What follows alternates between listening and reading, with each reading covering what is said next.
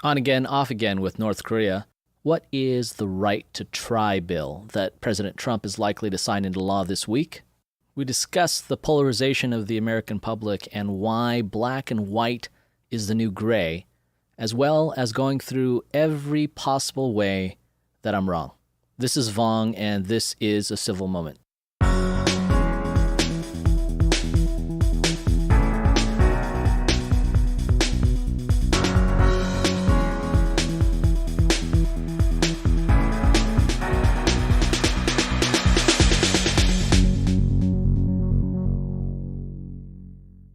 See what happens. We're talking to them now.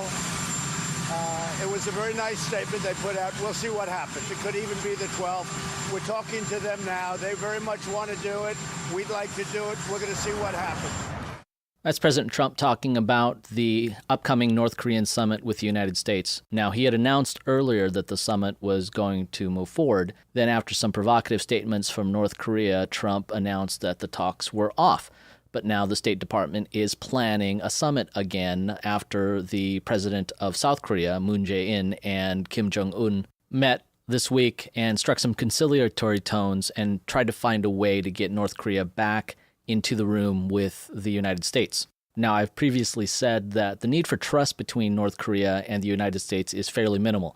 You might need to trust your mechanic, but I recommend you don't go to Kim Jong-un's body shop. Neither do the North Koreans require a sense of trust from the United States. Presumably, what they're after is something more immediate than a long-term understanding, that the terms of whatever agreement is likely to be struck can be easily verifiable. And what I mean by that is that trust only comes into play if there is some long-term understanding. You drop your car off with the mechanic, you trust that they will find the problem and return the car to you in an improved condition. And that's important because you don't necessarily know what is going on when you're not looking, and you don't know whether or not the problem is actually fixed to your mutual satisfaction. And why that's relevant is in the deal such as the one that the Obama administration put in place with the Iranians, there is a requirement for long-term trust. The requirement is that you won't do anything that we don't know about, but it's not a positive requirement. That is to say, it's not something as easy as you will build this and deliver it to us, or you will hand this thing over. That's what the United States did. They handed back $150 billion to the Iranians, including some $2 billion in cash. But the only part of the deal that the Iranians had to uphold was they promised not to do something. So that's not a positive thing. That's a negative thing. That's very difficult to ascertain. And the only way that we could ascertain it was by sending in inspectors to make sure that they didn't do something, or at least that we could find no evidence that they did something. But interestingly, what was kept out of that was a promise not to further the development of delivery mechanisms for nuclear weapons, that is, ballistic missiles. And also not stated there was a requirement to stop funding terrorism. They would not have agreed to that deal. But those things are things that at least were more easily verifiable. Now, I don't want to get bogged back down into the Iranian deal, but it's relevant because here we may be entering into a deal with North Korea, and hopefully we will have learned from those mistakes. But let's take a step back. Do we even need a deal with North Korea? If North Korea wanted to today, they could say that we are giving up our nuclear weapons. Come take a look. This is where they were. This is us destroying them, or take them, destroy them yourselves, and then come to the world looking to become once again a member of the world community and maybe look for food aid. Who would turn them away in that case? But that's not the scenario. The scenario is here is a dictator who runs a country that is essentially a giant prison state, rattling his saber, saying, I have these nuclear weapons, come to the table and talk with me, and I might consider giving them up. Well, here's the thing. North Korea is not going to give up its nuclear weapons. There are very good reasons for that. There are even understandable reasons, and we'll go into those in a few minutes. But let's talk about North Korea's military and demographics for a second. North Korea is a country with about 25 million people. It's roughly the population of Texas. The Korean military, that is the North Korean military, has 1.2 million people. As a frame of reference, that is the fourth largest military in the world. The third largest is the United States, with 1.3 million people in active military service, or about 4 for every 1,000 people. The North Koreans have close to 50 people for every 1,000 people in their active military service. And the stability and the ability of Kim Jong-un to rule and maintain control is he has to be able to provide and feed his military and the military's commanders. And North Korea has essentially no safety net. Here's a country with a population smaller than that of Texas, and yet 3 million of those people, 3 million of the 25 million people who lived in that country, died from starvation in the mid-90s. Kim Jong-un's ability to run his country, to rule his country, the North Korean people's ability to eat is only one drought away from disaster. We are still better off if North Korea transitions into the world community peacefully. Without infrastructure, a collapse of the North Korean government into anarchy would mean the deaths and suffering of untold millions, and the ripple effects would expand well beyond that region. He's talking about a country with 25 million people looking for food, flooding the borders of China, South Korea, Russia. We've already seen the havoc and human suffering resulting in the exodus of refugees from Syria into Europe. The North Korean problem would be an order of magnitude worse. And we're not just talking about a regional problem, and not just talking about the countries that border North Korea. That is such a large problem that the humanitarian crisis and the resulting strain on those countries and what is likely to occur might pull in the entire world in a way that is difficult to imagine. And while it might be difficult to imagine, all those scenarios look very, very bleak. Why is North Korea interested in peace? And what exactly is it offering? Is it offering to give up its nuclear weapons? Not a chance. Is it offering a halt to nuclear testing? North Korea has appeared to have completely blown up the tunnels at its nuclear testing site. The whole site, the entire part of a mountain, has collapsed. And most likely, it collapsed back in September of 2017 during North Korea's last nuclear test. But North Korea has recently made a big show out of setting off more intentional explosions at the test site in front of hand-picked journalists in order to forward the notion they are intentionally giving up nuclear testing. Now, there are a couple of possibilities that are worth considering. One is that they would have liked to have advanced their program and technology, but now lack a suitable test site in order to carry out that work. Or they might or might not continue to pursue increasing their capabilities at some point in the future. The other alternative is that they've reached a point where they are satisfied with their nuclear capabilities. Keep in mind, North Korea has nuclear weapons. The West has failed to contain the spread of nuclear weapons technology into North Korea, and Kim may have determined that he has the deterrent he is so keen on having to prevent an outside force from removing him from power. And ultimately, that's why I don't think it's likely that Kim is really seriously interested in giving up his nuclear weapons. Even at the planning stages, before an actual conflict were to occur, the idea of military action in a nuclear-armed North Korea looks very, very different from military action in a North Korea that does not have nuclear weapons. And Kim knows this. We all know this. And yet, for decades, administration after administration, world entity after world entity, UN resolution after UN resolution failed to stop Kim from acquiring nuclear weapons. If nothing else, we can take a look back and say that, you know what, constantly telling someone they're bad for attempting to get nuclear weapons, you better not, otherwise we are going to send an even more strongly worded resolution. Well, that doesn't do anything. It's obvious that doesn't do anything. And no one is suggesting that military action is a suitable solution or even something worth considering. But how can we continue to entertain the idea that tough words mean anything to people who are willing to disregard what you have to say? So let's look at what Kim probably wants. He is probably looking at making sure he is able to maintain control by making sure that his military is fed and has every reason to follow him. And he may be bargaining for that using a capability that he no longer possesses. I will stop testing nuclear weapons is what he is declaring to the world when the reality is he can no longer test them because he blew up his test site. There's one more possibility to at least consider. And even though there's no evidence to suggest it, and even though I don't see it as very likely, we can't discount the fact that Kim might want to ease his way back into the world community. He has been exposed to the West and Western culture. I mean, Kim himself went to school in Switzerland for several years. It's reasonable to believe he could maintain power and usher his country into the modern world. He has regular exposure to what freedom and capitalism has brought to his neighbors in South Korea. And he may be looking at role models like Putin in Russia and Xi Jinping in China, who are authoritarian rulers who have opened their country in a way that has lifted the standard of living for their citizens, and who have also been able to maintain control. Now, whatever the situation in North Korea and whatever Kim is, there is no doubt that his people suffer more under his current rule than they would under a more open government. In 1989, Boris Yeltsin, who was just elected to the Soviet parliament, was on a diplomatic mission to the United States. He found himself in a grocery store with the things that you and I take for granted.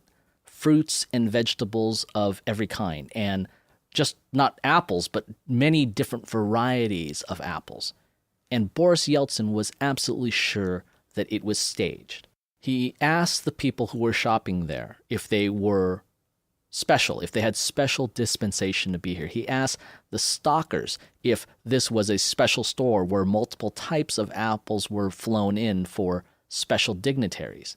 And when he was assured that this was like every other grocery store in the United States, he said that nobody in the Politburo had that kind of choice. Not even Gorbachev himself could pick from that many apples. And he later said that that trip was when he knew that communism had failed. He said, quote, "When I saw those shelves crammed with hundreds, thousands of cans, cartons, and goods of every possible sort, for the first time I felt, quite frankly, sick with despair for the Soviet people. That such a potentially super-rich country as ours has been brought to a state of such poverty. It is terrible to think of it." And yet we know that it is probably even worse in North Korea, and maybe Kim has realized the same thing because he has been exposed to what the West can provide. We'll see. The summit between the United States and North Korea is an open question. It's off, it's on, it's off, it's currently on again. And when it happens, it will happen. Trying to predict whether Kim will go through with it or Trump will go through with it individually is hard enough. Together, the only surprise would be if there were no surprises. In other less surprising news, Trump is expected to sign into law the so-called Right to Try bill, which was passed by Congress last week.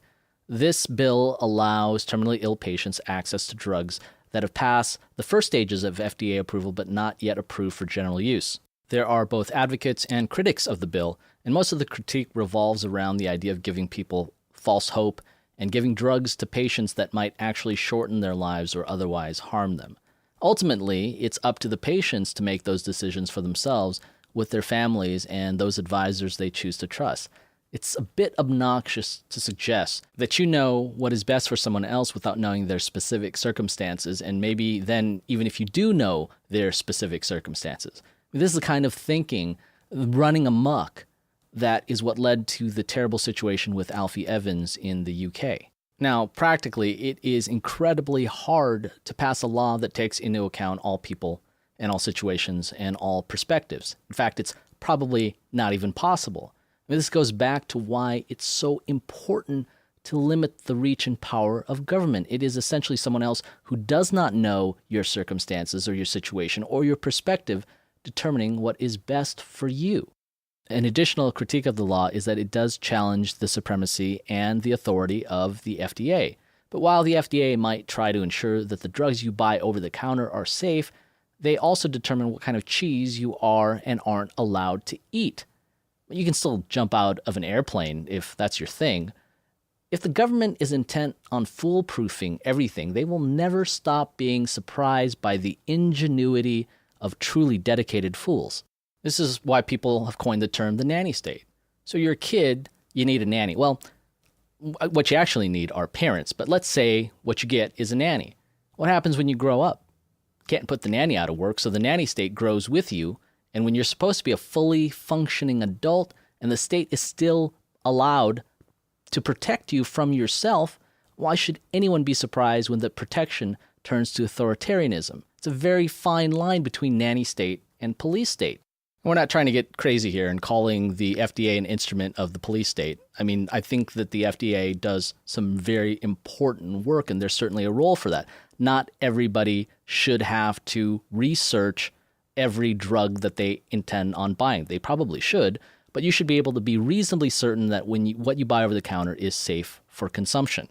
Having said that, there's an argument to be made about how much of that should be privatized and the role of government in the commerce that happens every day.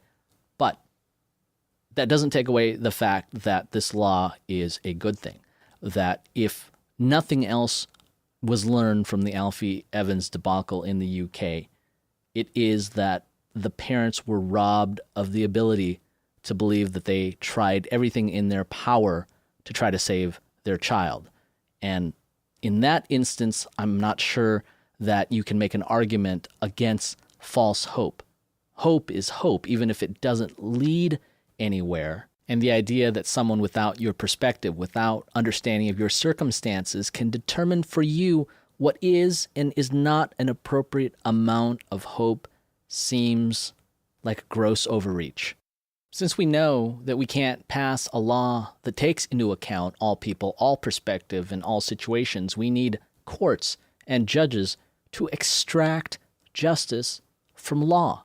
But judges are human, and they make human mistakes and have human prejudices and political motives and underlying ideologies. So they are fallible. And more than fallible, they can be and oftentimes are wrong. And in fact, our whole justice system predicts that our courts and our judges can be wrong. Cases get appealed and reheard and re-argued until you run out of higher and higher courts and you run into the judges at the Supreme Court. And laws deal with outcome easily, but intent is much harder to nail down. If you get in your car and you start driving and you don't pay attention because you're playing with your phone and you run over and kill somebody, that's vehicular manslaughter. But if you just got into an argument with them and you saw them and you're still mad at them and you run them over anyway, that's second-degree murder. But if you knew that they'd be there, so you chose that exact time to get in your car so you can make sure to run them over, that's premeditated first-degree murder. The outcome is the same. They're still dead. But your intent changes whether or not your action, or rather how evil an act that was. So a jury has to make that distinction, and it's not easy, even if there's a lot of evidence pointing one way or the other. So how about we do this? We just make it so that every time somebody dies, let's just call it premeditated first-degree murder. So you leave your garden hose out, someone's walking along, they don't pay attention, they trip on it, piano falls out of the sky, crushes them, and boom, you're a murderer. That sounds pretty idiotic, right? There's actually an episode of Star Trek that attempted to address this kind of idea. It's this utopian world where everybody is happy and nobody breaks any laws. And what it turns out, the reason for that was one of the members of the crew, the Star Trek crew, were down there, and it was Wesley Crusher, I believe, and he backed into a flower garden. Well, the flower garden was protected. So he backed into the flower garden and he trampled it. But that society only had one punishment. You break a law, you get executed. Seems equally draconian.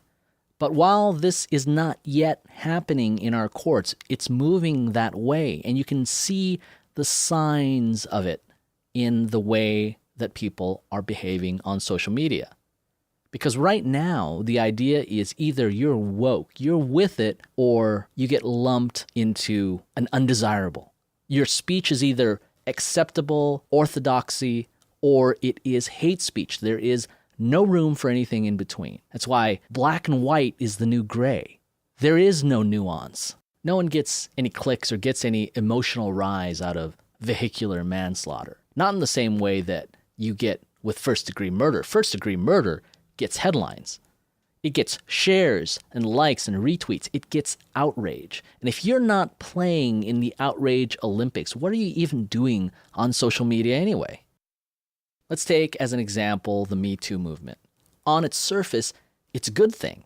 Women should not be assaulted by powerful men just because they can get away with it. But there's no nuance now. The bucket that is set aside for the people who are the perpetrators contain Harvey Weinstein, Bill Cosby, and the people that are getting dumped into that bucket are being treated in a similar way, even though what they're being accused of is nowhere in the same ballpark. You got Morgan Freeman, who's now been accused, and if everything that has been said about him is to be believed, he said inappropriate things, he was ogling women, that's creepy. That's not cool. But that's not raping somebody. That's not drugging somebody. You got stories like Aziz Ansari's. He goes on a date with somebody and had this woman write an article about the experience. She consented to go on a date with him. Afterwards, she consented to go back to his place. For what, I wonder? But while they were there, she consented to perform several sex acts on him and then decided to not have sex with him. And after she left, she wrote this article about how she didn't feel like he was reading her cues in such a way as to understand that she wasn't enjoying herself. And that made her a victim of the Me Too movement as well. Never mind that she never said no. Never mind that she never said no and he never forced her to do anything. He failed to read her mind, and therefore, he's just like Harvey Weinstein. She's just like every other victim. Well, first of all, that's really terrible. And it's not terrible just for Aziz. That's terrible for the people that were victimized by rapists, who were victimized by sexual predators that were actually assaulting people. And to lump herself in with that, to try to get a medal in the outrage Olympics at the cost of Aziz's reputation, that's trash. That is terrible. You got stories like Louis C.K., who, granted, the whole story is unsavory. So Louis C.K. is performing his comedy act, and he gets a bunch of female comics to go back to his room. And while they're there, everybody's drinking, and Louis decides that he's going to do something which I certainly wouldn't recommend, but Louis feels like it's okay. He decides that he's going to expose himself and says, hey, everybody okay if I just, take care of myself over here on the couch? Nobody says no, so Louis just decides to go to town. Well, first of all, that's weird. That's a little bit unsavory. That's kind of gross. Taking all that aside, he didn't assault anybody. Those people were all free to leave the room, and any one of them could have said, you know what? I don't want to see that. And my guess is he wouldn't have done that. Now, the complaint is that because Louis was such a well-known comic, that there was a power disparity between Louis and the women that were in that room. But honestly, if any of them had left, are they actually saying that leaving would have damaged their careers? If saying no would have damaged their careers? Everybody's caught up with this idea of feminism and empowering women, and women should be just as powerful as they want to be. And any woman in that scenario should feel fine with saying no or leaving if she doesn't want to be there. She feels bad about it afterwards. She chose to be there. There is some agency. You cannot both be a feminist who is interested in empowering women and then call every decision a woman makes and regrets after the fact as something that is forced upon her. Is there a power disparity? Maybe. Maybe there is. But even if that is debatable, even if that was something so egregious, there is no way you can compare Louis C.K. to Harvey Weinstein. There is no way you could compare Aziz Ansari to Roman Polanski or Bill Cosby or Chris Brown. There are degrees. There is nuance. And we can all agree that none of these situations is good, but to say that they are all equally bad is to be blind to the circumstances. But that's just the Me Too movement. The real problem where this is becoming an issue, because it's easy enough to say, listen, if you're just not a creepy dude, you never have to worry about being lumped in with those types of people. Just don't be creepy. That's pretty easy to say. But what about if you say something that's not popular, something that you believe to be true, that, for instance, the Southern Poverty Law Center believes is hate speech? The Southern Poverty Law Center was created and endowed to combat the KKK. It's a noble mission. They were there to fight against hate speech and racism. But the types of things that they are against now, I mean, they've got a post saying, "Is Cinco de Mayo cultural appropriation?" They've come out and said that Sam Harris, for instance, is a purveyor of hate speech because he had the audacity to have Charles Murray on his podcast to ask him tough questions about some of his research concerning ethnicity and IQ. So you're not even allowed to broach those subjects anymore. So we're supposed to lump Sam Harris in with the likes of Milo Yiannopoulos. We're supposed to lump Sam Harris in with the likes of Richard Spencer, who is an avowed white supremacist. Antifa's gone around and saying, hey, violence against Nazis is okay.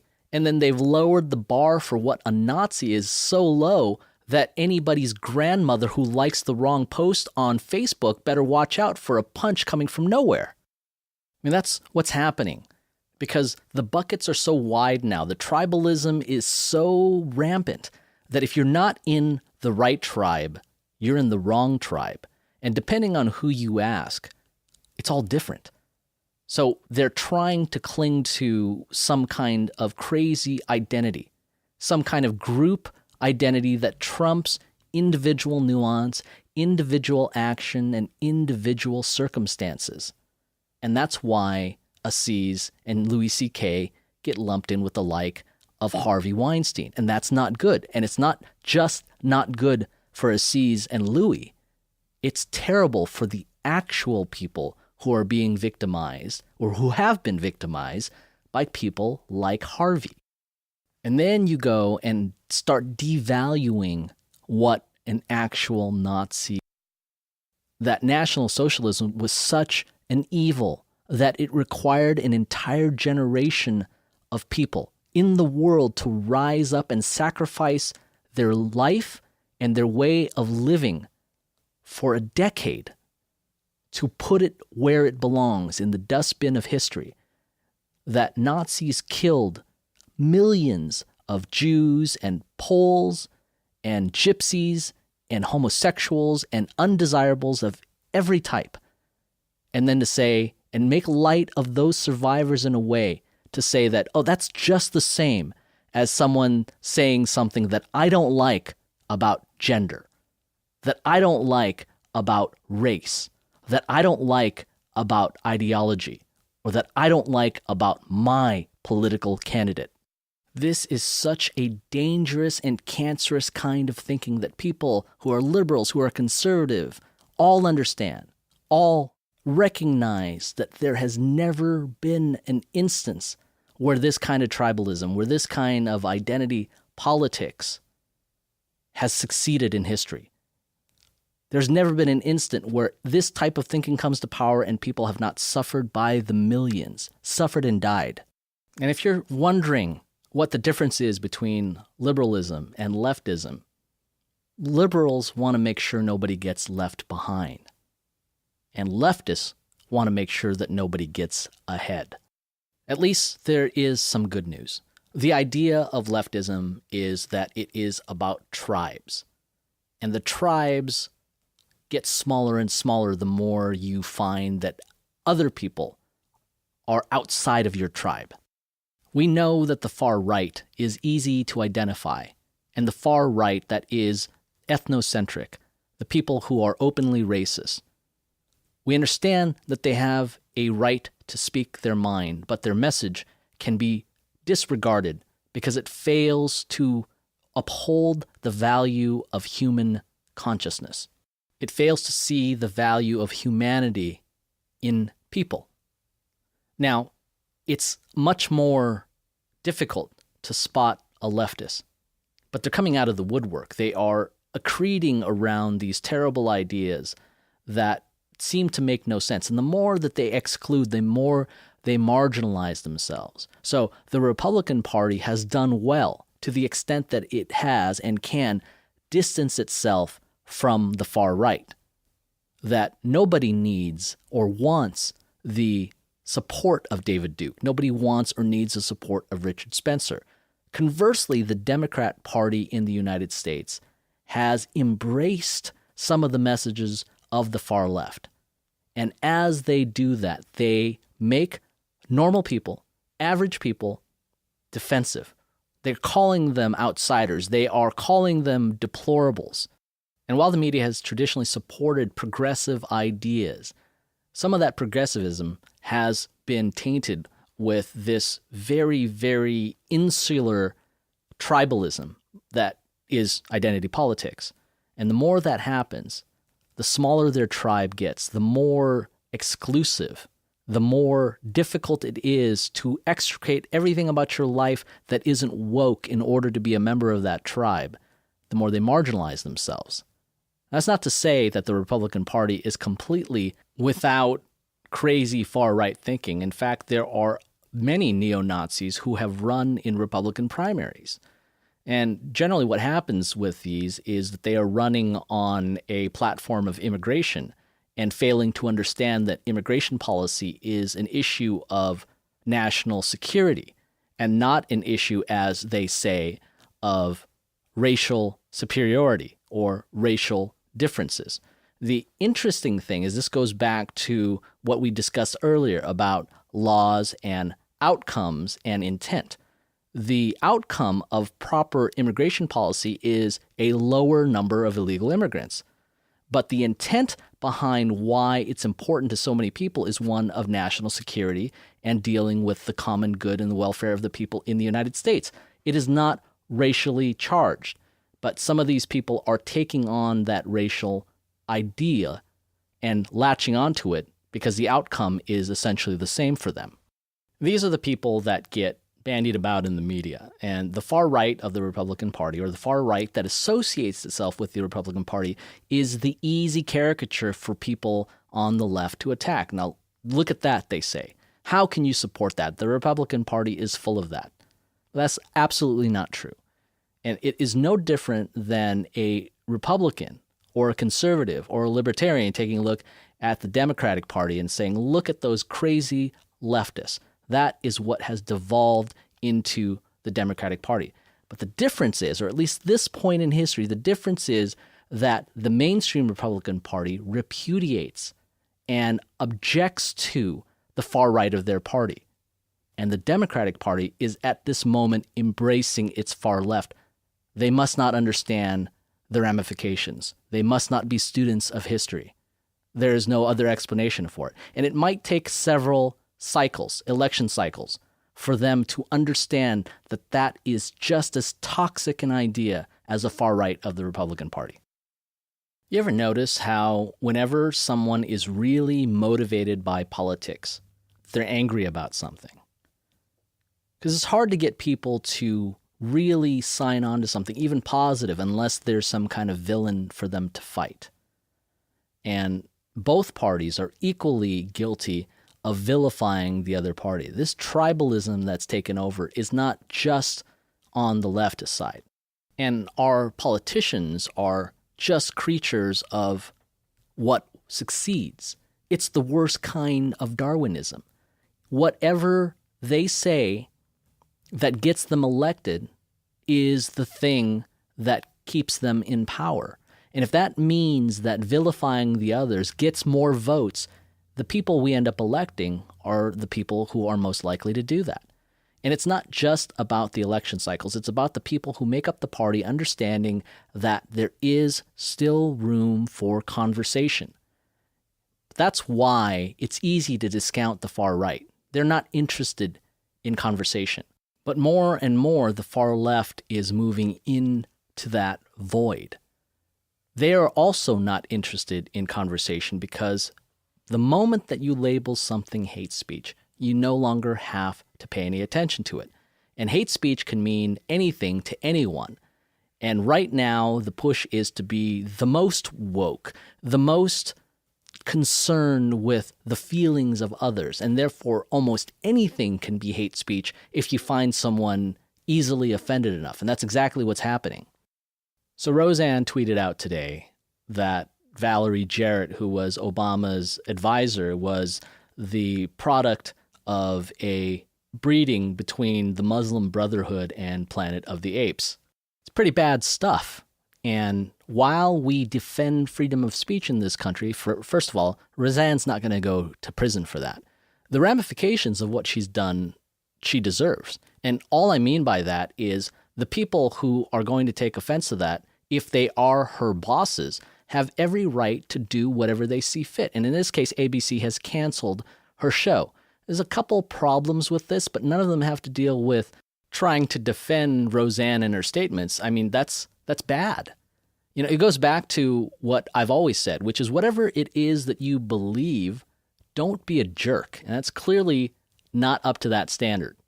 So the problems with this is that there's an entire cast of people who are now going to suffer because of her indiscretions. Everybody that worked on that show is suddenly now out of a job again. But ABC is well within their rights to do that. They are a private corporation and can do as they see fit, which means that the NFL, for instance, can say that their players can't kneel in the field. That has nothing to do with free speech.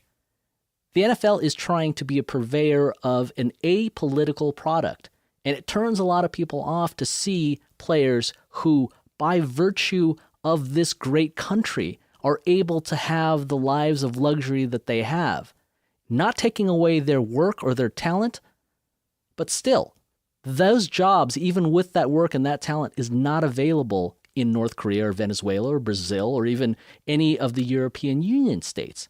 Being an NFL player means that you get to take advantage of everything this country is about, and that includes the values.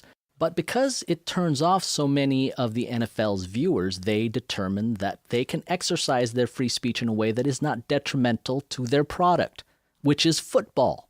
So they can kneel wherever they want to, whenever they want to, in response to anything they want to, but not in public while they represent the NFL.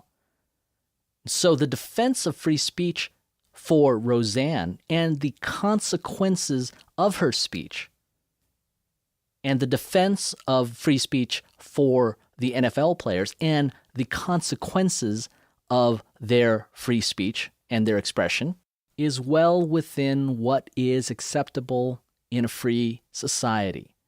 And the problem is that there are elements on the left who would like to make some of this illegal in certain cases, who are cheering Roseanne's consequences, and yet who want to defend what the NFL players are doing, even though they're essentially the same thing.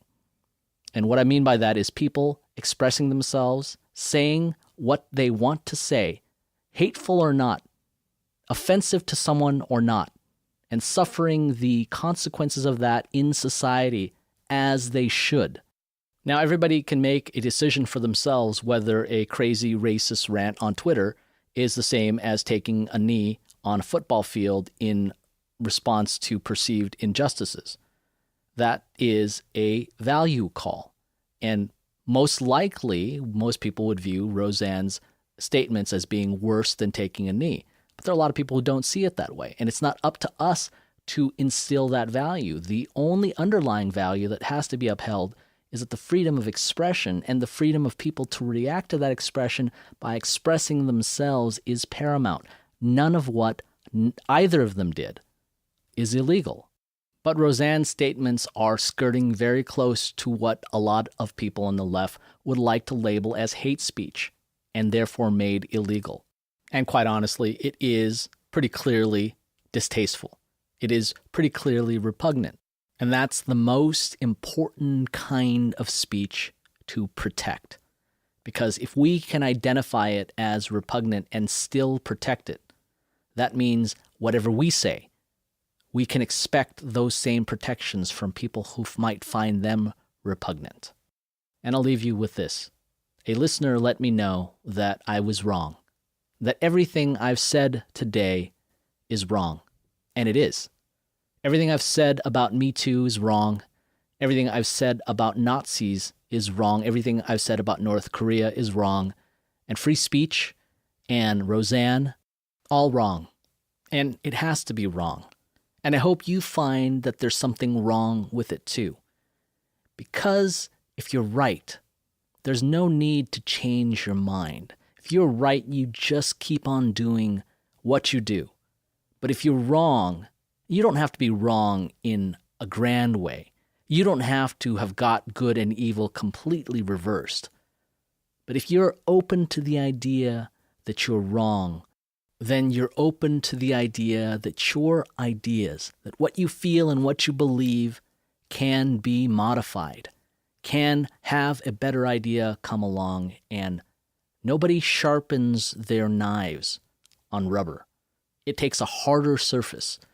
So if I'm wrong, as I surely am, hopefully I learn something tomorrow that makes me less wrong. And if you're wrong, as you must surely be, in order to be less wrong tomorrow and wiser the day after. If you've enjoyed this program or found it informative or enlightening, please subscribe. The Civil Moment podcast is new, and your support and involvement is greatly appreciated and absolutely vital if we are to continue doing this. Listen to our podcast on iTunes or SoundCloud and leave a review. Our audio is now also available on YouTube. Follow us on social media at Facebook or Twitter. Like and share our podcast announcement. It all helps. You can contact us by sending an email to podcast@civilmoment.com or visiting us on our website at www.civilmoment.com. Thank you. Until next time, I'm Vong, and this has been A Civil Moment.